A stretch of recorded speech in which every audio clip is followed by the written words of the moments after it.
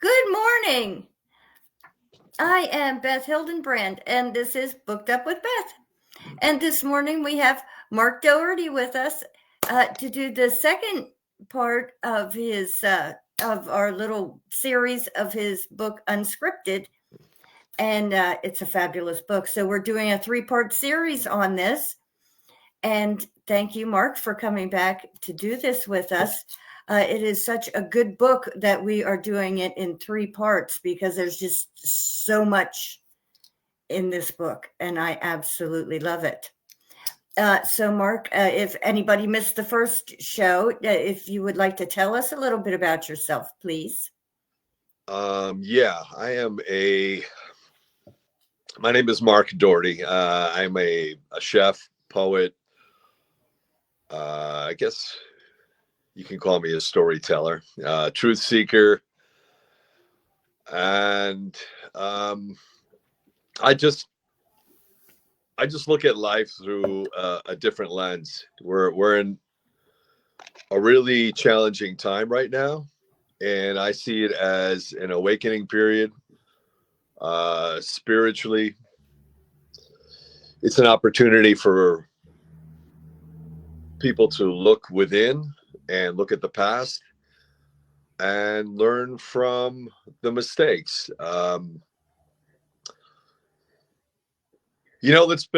Let's be real. I mean, shit has been hitting the fan. Can I say that? Yes, you can. Yes. It's been hitting the fan since the beginning of time. And what we're experiencing now may seem chaotic, but I think the world's always been in chaos. So more than ever, we have to look within and be strong as individuals before we can actually be strong for the world.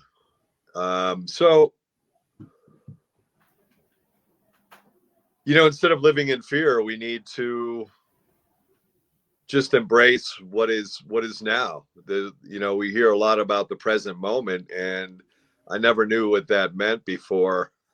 Being a chef, I was always on the run, thinking ahead.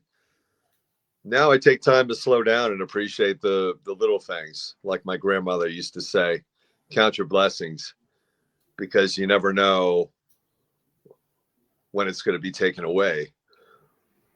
So I believe that we have a responsibility to be the best versions of ourselves, despite all the chaos and all the noise, and lift each other up. So yeah, that's me. Very good. I agree with all of that. Good morning, Nina. I wrote down the fear, Gandhi, the quote that you put in the book. Fear has its use, but cowardice has none. Yeah. And that's an amazing quote to me.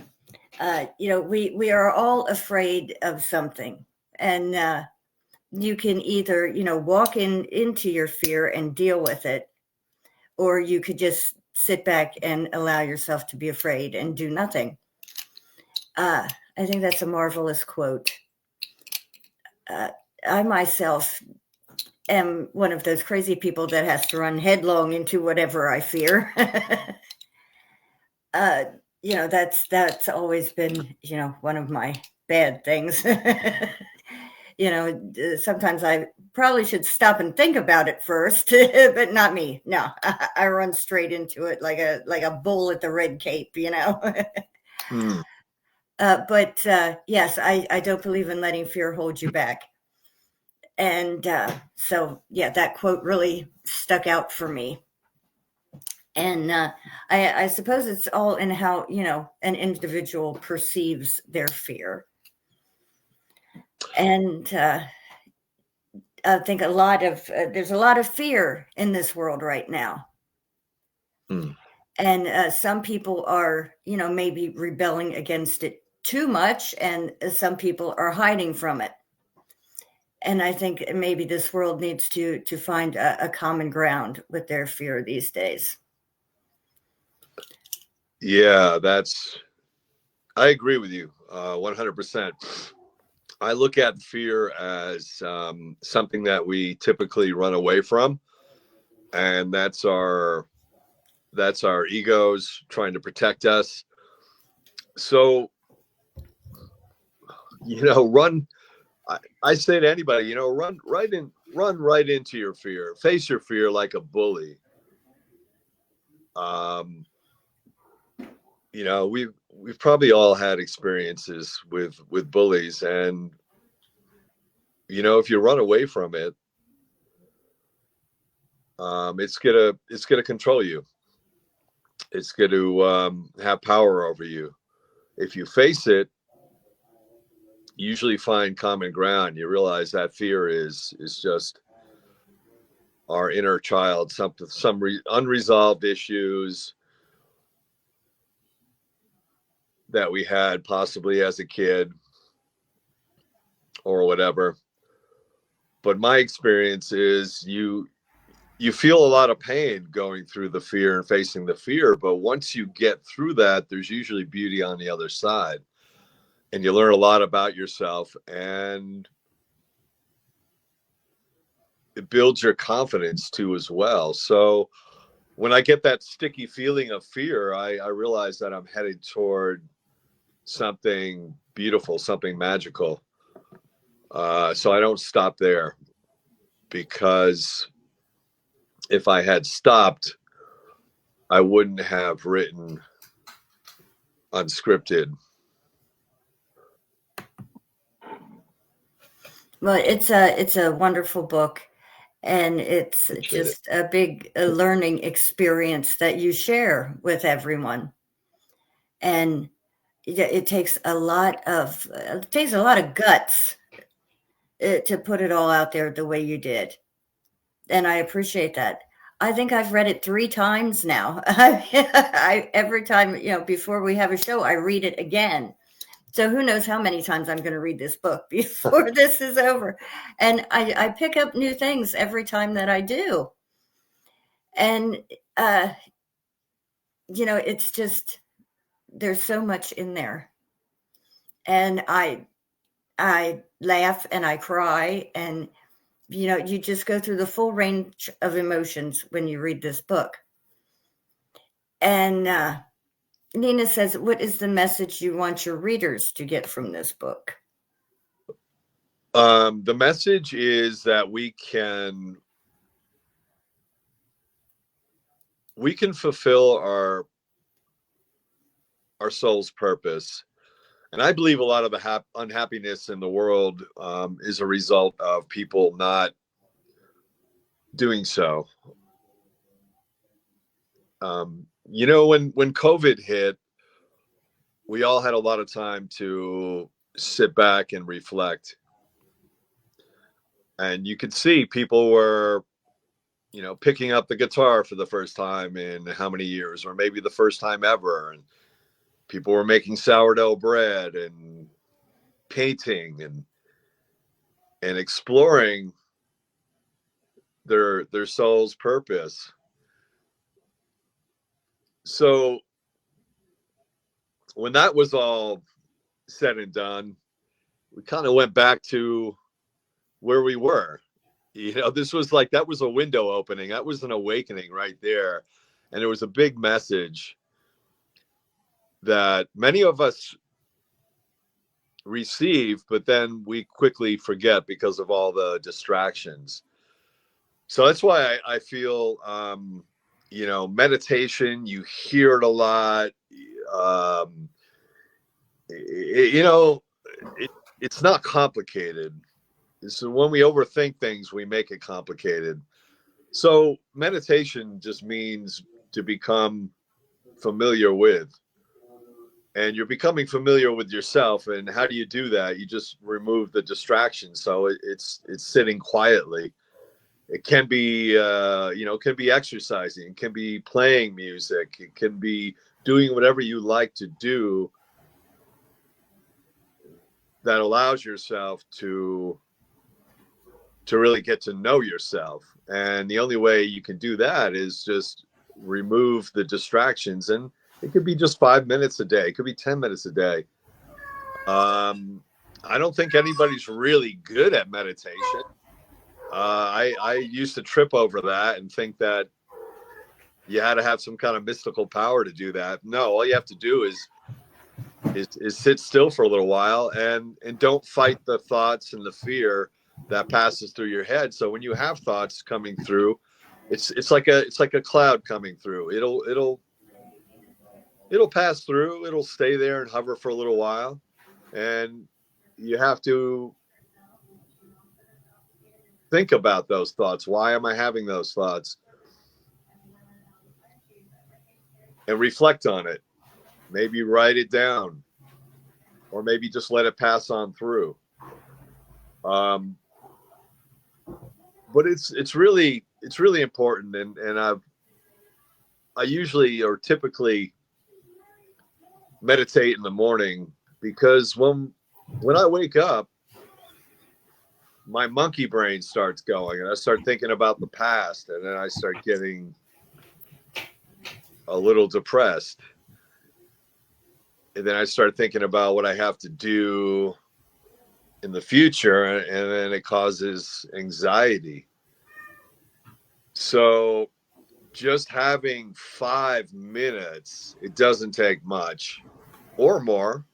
You can add a few minutes every day. Just adding that time, giving yourself that time is valuable, and it's really helped me out a lot as far as living in the present moment and just having the gratitude, because we often go through life taking advantage of what we have right in front of us, even people. When I walk my dogs, sometimes I'll go to the park, walk around the lake, and I see families of people with their phones. They're all looking at their phones and they're walking around, and I feel like saying, hey, you know what? There's mountains over there. Isn't that sun beautiful? There's swans, there's ducks, there's geese, we're alive, and we're in this trance, not really paying attention to what's going on around us. So that's where gratitude comes in, and it really makes a big difference for me. And I know it's made a huge difference for many others too. It's just we have to allow ourselves that time. We often spend time with people that do not lift us up. And you think about the time that we have, it's the most valuable, non-renewable resource there is. We're never going to get that back. So be careful about who you let into your life, and what you let into your life, what you're consuming, whether it's food or news, or just the people that you spend time with. So it's I'm a very reflective person, and it's challenging because it causes a lot of pain. But you know what? There's pain in everything. It's a balance. There's pain in love. When you hug somebody that you really love, you get this feeling of pain, and it's beautiful. It just makes us realize that we are mortal, and our time here is short. Not to be depressing, but it's the reality of it. And we think that death is something that happens to everybody else. And you know what? It's going to happen to all of us. So if you meditate on that every day, it makes you realize how precious our time is. That is the truth. You put in the book, Memento Mori. We live because we must die. Remember that we must die. And death comes so unexpectedly, and just it's there. We don't, it's abrupt. It's sudden. One day someone is in your life and the next day they're just gone. It's not something we ever think about or plan for. Sometimes it's a long, drawn out process, and other times it just, you wake up one day and someone is gone. Yeah. And you put in your book about our friend F.D. Ravenscraft, and he was such a beautiful, beautiful person. And you would see him and think that he is the scariest person in the world. He was just this big, huge man, and he was just a giant ball of love, though he really was. And he had the biggest heart in the world. And when we lost him, it was such a shock. And yes, his poetry just touched us all. And it was so nice to see you remember him in this book. I remember when he was a guest on your podcast, and I seen him on social media a few times, and he made an impact on me. And I felt that. I felt that love. And I like to talk about that word love, and it's the root of our existence. I mean, where would we be without it? And it's easy to make fun of it. And I remember doing so as a as a kid and even young adult, because society often tells us that love is something different from what we feel, and then we get confused. But it's just a simple act of just saying, hey, I love you. And it comes down to emotional intelligence, and often people are not taught emotional intelligence. And I think that the world would be a better place. I know the world would be a better place if that is taught in school. We have an archaic system that revolves around English and math and science, and it's important. It's important to touch base on those subjects. But what's really important is who we are. And we're more than just people. We have the ability to do amazing things. And we have the ability to do some pretty insidious things too as well. So it's like, what direction do you want to go in? What makes you really feel good? If you embrace love and acknowledge love every day, and even have love for yourself, which wasn't easy for me, and it's not easy for a lot of people. My experience with religion is that it taught me to put others before myself. There's nothing wrong with being here, being in the service of others. But if you're depleted, how can you be your best and perform at the level that you need to lift other people up? So we need to spend some time with ourselves. We need to decompress. We need to do things that feed our souls, and then spread it. It's the ripple effect. If you put out negative in the world, that's going to come right back at you. If you put out love and positivity, that's going to come back at you too as well. And like you mentioned earlier about running headfirst into fear. Yeah, I wasn't thinking. I went right into it, and it caused a lot of pain, and I had these experiences that were perceived as negative, and I don't even say negative, negative or good or bad. I think it's just an experience that was vital to my growth and evolution. And we're all on different paths. So yeah, the message is love, and I openly say that to people that I know, where it used to feel uncomfortable, and it felt uncomfortable because I didn't have the emotional intelligence to fully embrace that.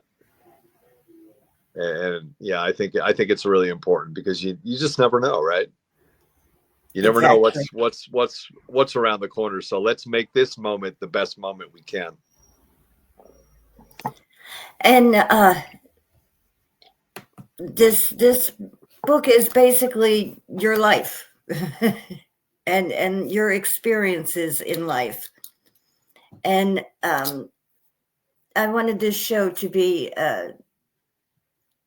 before the next part of the book is where you kind of hit a turning point, and then the next part is kind of where you kind of grow. You begin to say, okay, here is where I'm at, and now this is where I've decided to go. So I wanted to do the this is where I decided to go part on the next show. But you talk about imposter syndrome. Yeah. And we have all, oh my, we have all been there. And then there's kind of the flip side of that coin, where I have met so many people who are also so I don't know how you want to put it, so full of themselves. Right. I love that. I have had people on the show who have said to me, I didn't know you were a writer. And I giggle because I don't, I don't talk about my books on the show most of the time, unless somebody, brings it up, or there's, I'm trying to make a point about something. And yeah, but imposter syndrome is a big thing. And, sometimes I forget the things I've done. I remember I was with my granddaughter one day, and I was trying to interview somebody, and I had gone to this circus, and I was, trying to get an interview with these people about the circus, and they were all from another country, and I kept showing them my badge, and they, I think they thought, yeah, I was trying to be sneaky, that I was immigration or something, and they didn't want to talk to me. And I was like, I don't understand this. I was getting really upset. I was like, because I couldn't communicate with them. And I was like, I'm not, trying to be mean. And my granddaughter was like, now, Grandma, they should listen to you. You're famous. And I was like, what? Huh? And it was like, oh, my granddaughter thinks I'm famous. And I got such a charge out of it. Because I don't, I still clean my house. I still cook supper. I still, scrub my toilets. What do you mean I'm famous? I'm Grandma. Yeah. That's one thing I love about you, and you're grounded, and I try to remain grounded, but the ego does a number on us and tells us otherwise, and people fall back on the material world, and are looking for happiness outside of themselves, and often are insecure. And we have a society that tells us that it's about, gives us a whole different definition of what success is, and we have to define that. Like, what's successful for you? What's successful for me might not be successful for you, and that's fine. But I've worked in a restaurant business for so many years, and the people I worked alongside with were from many different countries and cultures. They didn't look like me. They didn't dress like me. And I wasn't always open-minded. I had my insecurities, fears, and doubts. And unknowingly, I let that show, and I learned some hard lessons, but those lessons stuck. And I continued just to be myself and try to put myself in other people's position and realize how lucky I was to be born where I was. In the color of my skin and the fact that I had food on the table and I had both parents that cared for me and loved me and I think I mean I learned a lot of lessons from these people and many of these folks were quote illegal. I hate to even use that word, but it's something that we can identify with. But they were my brothers and sisters, and I saw the sacrifices that they had to make just to put food on their tables and often send food and money back home when they left their families. So when I said that we're in a great awakening period, this is an opportunity for us to come together and just look at the differences, embrace it, and look at the similarities and embrace those too. And it comes down to love and what makes you feel good. And if you're going to be uncomfortable, well, you know what? That's an opportunity for growth right there. So if somebody makes you uncomfortable just because you're not familiar with them, they might dress differently, they speak differently, they look different. Get to know them. I was blessed to work at many places where we sat down at the table, we shared meals and we shared stories and it was a gift. And I had the gift of traveling when I was younger too, with my father, my family, to places where it put me outside of the comfort zone. And that's where the truth is. That's where the growth is. And I'm blessed to have those experiences. Amen to that. I know for me, having my granddaughter be that proud of me was made me feel more famous than any #1 book or award that I could possibly win. So to me, that was success right there. It was my grandchild saying something like that. That was authentic. That was yes, authentic love right there. And that's what it was. And yeah, that's it was like, my granddaughter thinks I'm something. That means the world to me. Just a sincere compliment like that really it makes a huge difference. And I tried to, every day when I go out, whether I'm at the store or maybe getting gas in my car and anybody I have an interaction with, you can feel the energy of a person, or at least I can. And I think if we allow ourselves to be aware and open, we can. And if you make eye contact and just give somebody a little nod or maybe a little compliment and lift them up, it goes a long way. And when people are acting certain ways that might cause a little friction, it's something that's going on in their lives. It has nothing to do with you. It could be some unresolved issues. It could be a bad experience that they had or a negative experience that they had. All it takes is just sometimes a smile and acknowledgement to validate that person. And it goes a long way. It's not complicated. It really isn't. Well, I'll talk to anybody, but I end up in these bizarre conversations, and it's like, why do you do this? Why do you talk to people? Because it just gets outrageous. It really does. One day I was talking to some woman, and I said something about all my kids were grown, but except for my youngest is a senior this year. And she starts talking to me, oh, yes, I just lost my senior. And I was like, oh my God, honey, what are you doing at work? I mean, I can't believe you came into work. That she was checking me out at the drugstore. I can't believe you came into work and you just lost someone. And she said, well, that's okay. I lost the other one about a month ago. And I'm like, how are you standing here talking to me? She was talking about her cats. I'm talking about kids and she's talking about cats. And I was like, see, this is why I should not talk to people. I should just keep my mouth shut. Yeah, because I'll just, I'll start off a conversation with anybody, but this is what I get back. And it's like, I attract these people. I do, Mark. I attract these people. I agree with you 100%.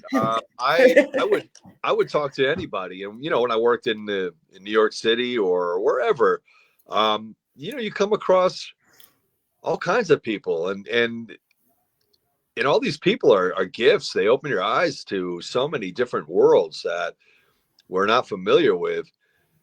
And just, validating and looking at a person, say, that's living on the streets, where a lot of people they have the tunnel vision and they don't make eye contact, and you're not validating that person as a human being. So what you're saying is, just because they don't have what you have and a roof over their head, they're not human. And I think a lot of that just comes from fear, because many of us, and I wrote about this in my book, about 59%, and the number has certainly gone up since I wrote the book, but 59% of us are just, one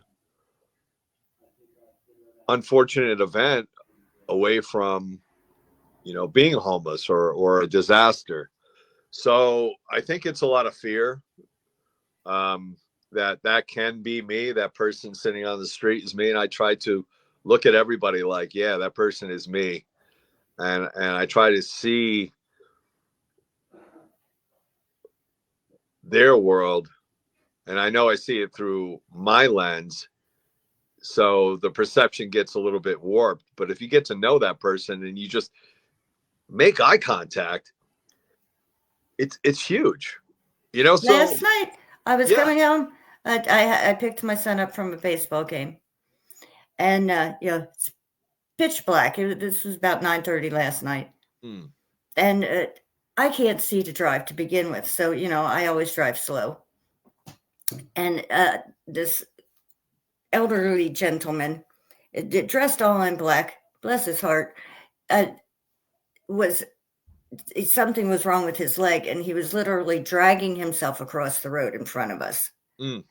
And God was looking after him last night, that I happened to see him and slow down.